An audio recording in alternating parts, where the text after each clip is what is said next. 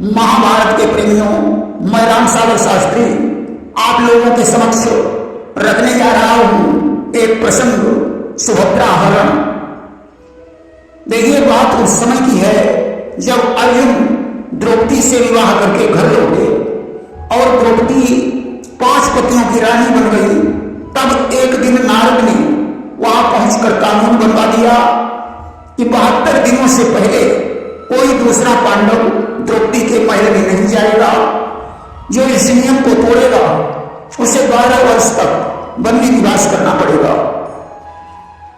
दैव योग से ब्राह्मण की रक्षा हेतु अर्जुन को अपना धनुष लेने के लिए द्रौपदी के महल में जाना पड़ा, जिससे उनका 12 वर्ष का वनवास हो गया।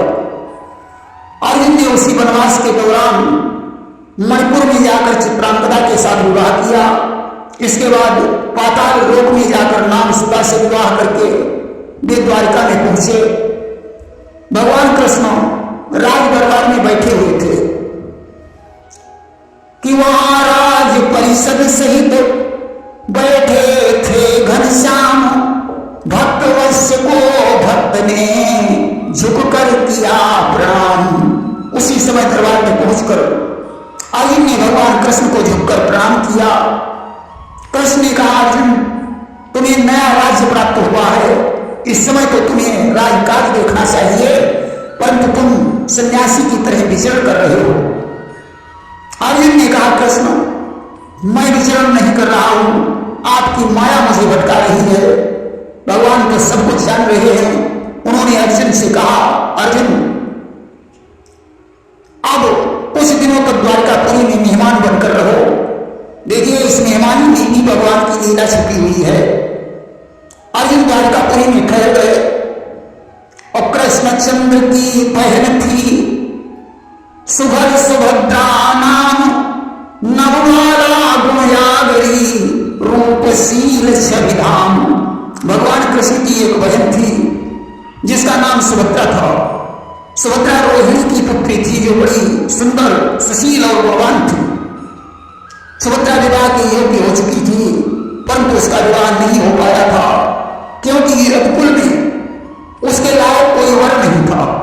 भगवान कृष्ण चाहते थे कि सुभद्रा का विवाह अर्जुन के साथ हो, परंतु अन्य लोगों की ऐसी सहमति नहीं थी। बलराम जी भी अर्जुन से विवाह करने को तैयार नहीं थे। इसलिए प्रभु ने आज अपनी लीला रच डाली कि पार्थ सुभद्रा की हुई ज्यों ही नगरी चार, एक दूसरे पर हुए त्यों ही बेबलिहार। अब तो ज्यों सुभद्रा ने अर्जुन को देखा, अर्जुन ने सुभद्रा को देखा, दोनों एक दूसरे पर मोहित हो गए। दोनों का खाना पीना सोना हराम हो गया। अर्जुन गमगीन होकर कमरे में पड़े रहते हैं, बाहर नहीं निकलते हैं। उधर सुभद्रा बेचैन है।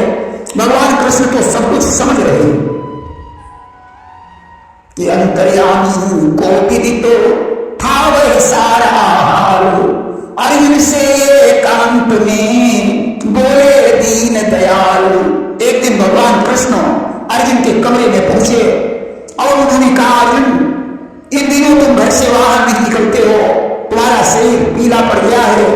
मुझे तो ऐसा लगता है कि तुम मन से अस्वस्थ हो। मानसिक ताप कुछ व्याप गया या पड़ा प्रेम का बंधन है। मेरे प्यारे स्पष्ट कहो इस चिंता का कारण क्या है। अर्जुन मुझे बताओ, क्या कोई मानसिक व्यथा है या किसी से प्रेम हो गया है? अर्जुन ने कहा, कृष्ण मुझे क्षमा करना, आपसे बड़ा मेरा कोई मित्र नहीं है और मित्र से झूठ बोलने में बहुत बड़ा पाप लगता है। आप तो स्वयं अंतर्यामी हैं, सब कुछ समझ रहे हैं, फिर मुझसे क्यों पूछ रहे हैं? प्रभु, जो अपराध मुझसे बना है उसके लिए मैं हर सजा भोगने को तैयार हूं। भगवान कृष्ण ने कहा, अर्जुन जो कुछ होता है हमारी इच्छा से होता है, तुम्हें खेद करने की कोई आवश्यकता नहीं है कि मैं ही मन का मंत्री बनकर मनमानी राह दिखाता हूं। मैं ही तन का मालिक बनकर जी चाही चाल चलाता हूं। मन का मंत्री मैं ही हूं और तन का स्वामी भी। भावनाओं को जन्म देने वाला मैं ही हूं। मेरी इच्छा के बगैर पत्ता तक नहीं होता। मेरा तन मन धन भक्तों पर समर्पित है। जो अभी तक हुआ या मेरी इच्छा से हुआ, आगे जो होगा वह भी मेरी इच्छा ही समझो। जो मैं तुम्हें समर्पित कर रहा हूं उसे लेने में तुम्हें शोक नहीं होना चाहिए। अब तो अर्जुन भगवान की इच्छा को समझ गए। एक बार की बात है, सुभद्रा देव दर्शन के लिए रथ पर सवार होकर द्वारका दुर्ग से बाहर निकली। उसी समय महारथी अर्जुन ने उसका हरण कर दिया और हस्तिनापुर की तरफ चल पड़े। अब तो द्वारका में हाहाकार मच गया। सहेलियां चीखती चिल्लाती रह गई। यदुवंशियों ने सेना लेकर अर्जुन का पीछा किया। सुभद्रा ने अर्जुन से कहा, स्वामी यदुवंशी सेना आ रही है, तुम रथ की डोर पकड़ो, मैं इनके साथ युद्ध करती हूं। अर्जुन ने हंसकर कहा, सुंदरी कैसी बातें कर रही हो? अरे अर्जुन, कोई ऐसा वैसा योद्धा नहीं है जो स्त्रियों की शरण पकड़े। यद्यपि मैं आज भिखारी का रूप बनाए हुए हूं, परंतु मैंने अपना राजसीपन बेच कर नहीं खाया है। कि राजसी आज भी बाकी है, वो सूरत है भिखारियों की। मैं जीना नहीं चाहता हूं लेकर के शरण नारियों की। तुम्हें चिंता करने की जरूरत नहीं है। अर्जुन स्वयं उनका अरमान ठंडा कर देगा। यो कहकर बलवीर ने खींची यहां कमान, तभी उधर से पार्थ पर लगे बरसने बाण। अब तो घमासान युद्ध होने लगा। नाना प्रकार के अस्त्र शस्त्रों की वर्षा हो रही है, परंतु अर्जुन की मार से यदुवंशी सेना विचलित हो गई। बलराम ने सेना को भागते हुए देखा। वे हल और मुसल लेकर अर्जुन की तरफ दौड़ पड़े। कृष्ण ने उन्हें रोककर कहा, दादा क्या कर रहे हो? ये जहर की बेल क्यों बोना चाहते हो? बलराम ने कहा, कृष्ण बहन की इज्जत का सवाल है और तुम मुझे रोक रहे हो। भगवान ने कहा, दादा अगर सुभद्रा अपनी बहन है तो अर्जुन अपना बहनोई है। यदुवंश के मरने पर हमारा ही नुकसान है और अर्जुन बुआ का पुत्र है, नातेदार है, उसके मरने पर भी हमारा नुकसान है। बलराम ने कहा, कृष्ण जब सरोवर में गज को ग्राह ने पकड़ लिया तो नंगे पैरों दौड़ पड़े। आज जब बहन का धर्म जा रहा है तब मुझे शांति का पाठ पढ़ा रही हो कि वंश की मान मर्यादा पर अपना सर्वस्व निछावर है। इज्जत खोकर जो जान रही तो जीवन मरण बराबर है। मैं इज्जत खोकर जीना नहीं चाहता हूं। अर्जुन ने मेरी इज्जत पर हाथ डाला है, मैं उसे जिंदा नहीं छोड़ूंगा। भगवान कृष्ण ने कहा, दादा जिस अर्जुन ने जगविजयी यदुवंशी सेना को विचलित कर दिया वह अर्जुन कोई साधारण पुरुष नहीं है, अर्जुन अवतारी है। अगर अर्जुन को दोषी ठहराया जाए तो किस बेस पर ठहराया जाए? हमारी समझ में तो बिना राजी के अर्जुन सुभद्रा का हरण कर ही नहीं सकता। अगर अर्जुन की गुस्ताखी है तो युद्ध करना लाजिम है। अगर दोनों की राजी है तो हम लोग क्या कर सकते हैं? दाऊ जी आप तो हमारे स्वभाव को जानते हैं कि त्रिभुवन की सुख संपदा दूर भक्तों पर बार दे मुझ पर बलिहार हैं, मैं उन पर बलिहार। भक्त अगर मुझ पर बलिहार हैं तो मैं भी तन मन धन से भक्तों पर बलिहार हूं। मैं त्रिभुवन की सारी संपदा भक्तों पर बलिहार कर सकता हूं। बलराम ने कहा, मैं समझ गया तुम क्या कहना चाहते हो, परंतु कृष्ण अगर ऐसी बात थी तो तुम मुझे पहले ही बता देते, दोनों की राजी राजी से शादी हो जाती, इतना बवाल क्यों होता? भगवान ने कहा, दाऊ जी इतना बवाल होने से पहले बात समझ में ही नहीं आती।